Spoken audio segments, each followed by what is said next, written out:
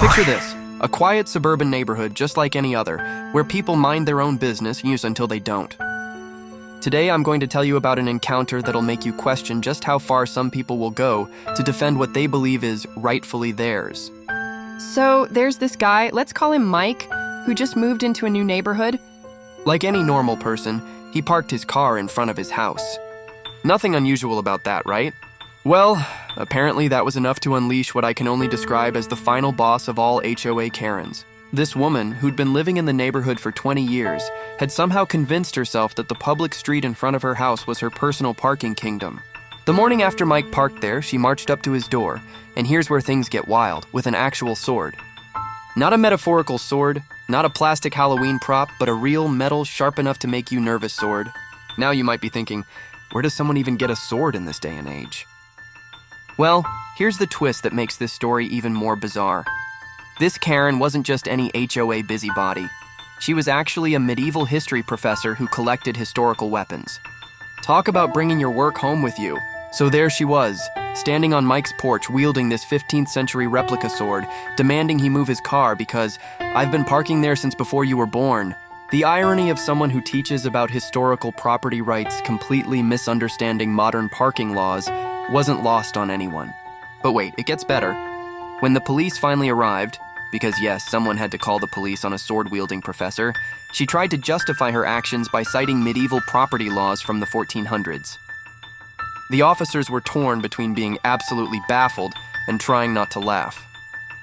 The whole incident ended with her getting arrested, losing her position as HOA president, shocking, I know, and becoming an internet sensation for all the wrong reasons.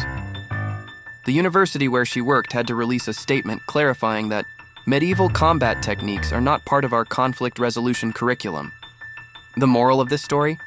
Sometimes the people who seem the most educated can still completely lose their minds over a parking spot. And maybe, just maybe, if you're thinking about confronting your neighbors, leave the medieval weaponry at home. As for Mike, he still parks in that spot, but now he keeps a plastic shield in his trunk, just in case. For a while, the neighborhood was peaceful again. The sword incident became a running joke in the HOA Facebook group.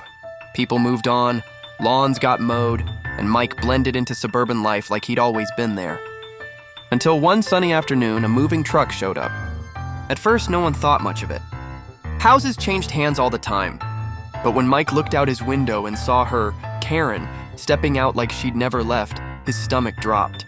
She was back. No sword in sight this time, just a clipboard and a cat in a carrier. She didn't acknowledge anyone, just moved back into her house like it was the most normal thing in the world.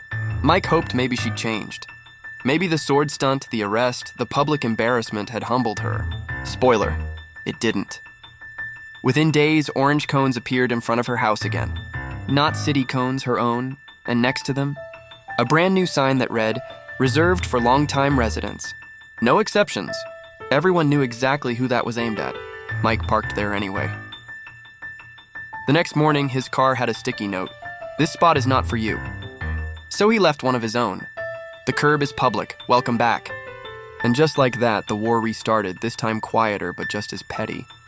Only now, Karen had something new, a drone, and she was using it to monitor parking compliance. The HOA issued a warning. Karen ignored it. And Mike? He kept parking in that same spot, shield still in his trunk, just in case she brought the sword back too.